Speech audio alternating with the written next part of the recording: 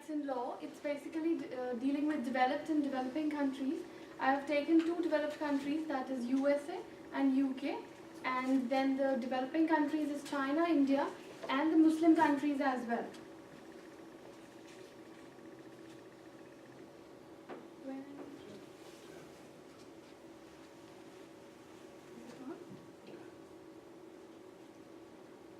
I think it's not working.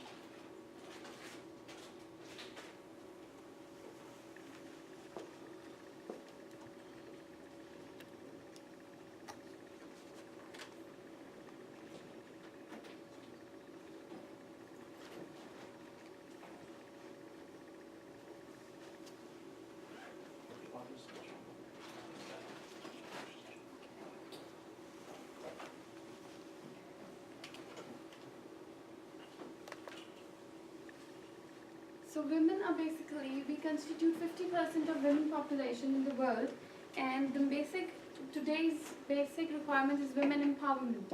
Even people are working on it, all the countries have been working on women empowerment, but yet there are many lacking points and many laws are needed.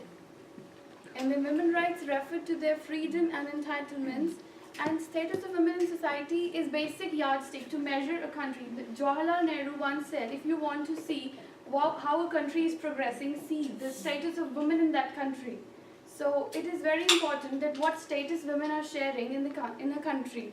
And women empowerment and human development go hand in hand. If women are not empowered and not developed, the country cannot develop, because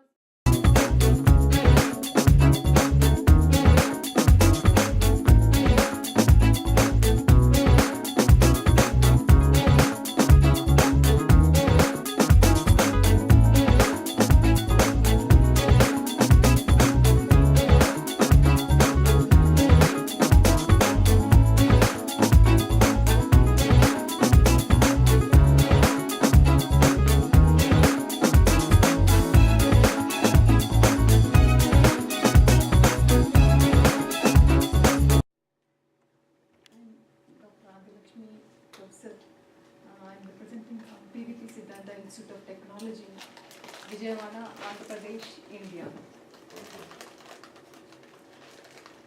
Today, I'm presenting a study on women empowerment through microfinance. I think you all are aware of the microfinance concept.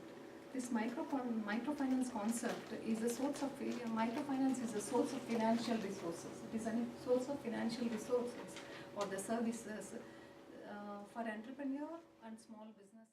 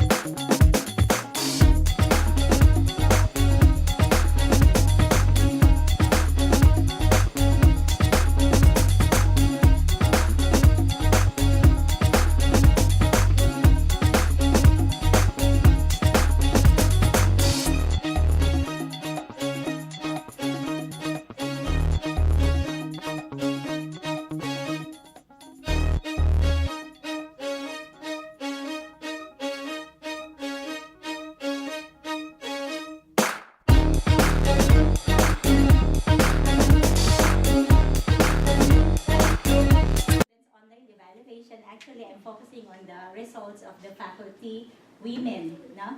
Women faculty members of the Polytechnic University of the Philippines. Let me give you a brief introduction about my country.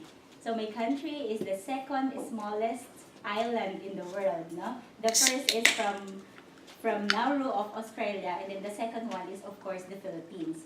So as you see in the screen earlier, it consists of 7,107 islands. No? The 3 biggest islands are Luzon, Visayas, and Mindanao. So I belong to the Luzon area, which is the biggest island in the Philippines. It is also the Southeast Asian country. It is also known as the Manila. No? If you visit the Philippines, it is mostly the Manileño. Did you visit the Philippines? Have you been there? No, okay. You will love the beauty of nature in the Philippines. And then in our school, Polytechnic University of the Philippines, that is the smallest or the cheapest, I may say, tuition fee in the world. Because it consists only, you won't believe it, per unit it is only 12 pesos, or equivalent in dollar is the 25 cents. Is it the 25 cents in US? The 25 coin. No, that is the equivalent of the tuition fee per unit in our university. That's why the students in our university is 80,000 from first year to fifth year.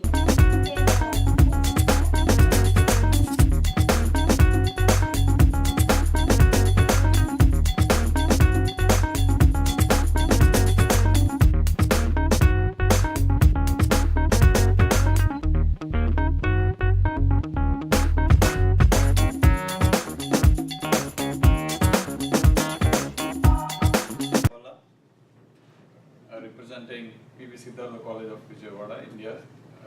I represent South India actually. India is such a diverse country.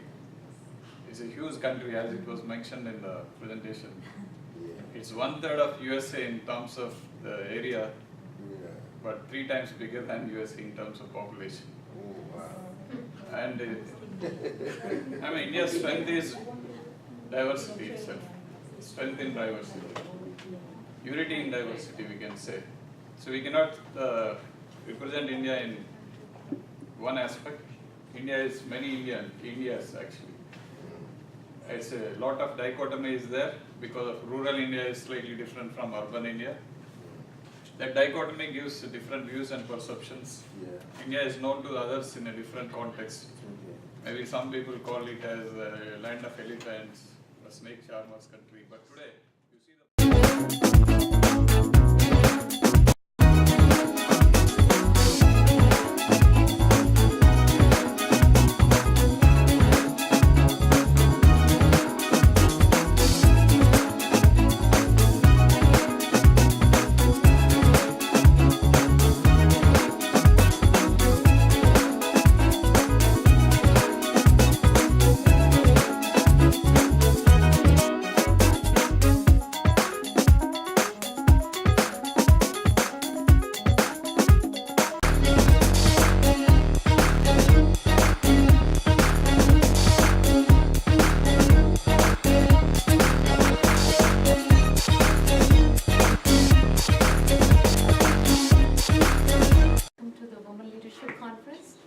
So today my focus on women leadership is emotional intelligence. So basically, as per this diagram here, women leadership model, there are 4 quadrants. If you see the one in the red, there are 4 parts to it. One is the emotional intelligence, in which it focuses on 4 main areas: self-awareness, relationship awareness, self-management, and social awareness. That comprises emotional intelligence. And in my presentation today, I'll be focusing more on emotional intelligence. Because of the time constraint, it will be difficult to cover all the 4 areas. The second part of the quadrant is the values, which developing the positive attitude and applying values in real life.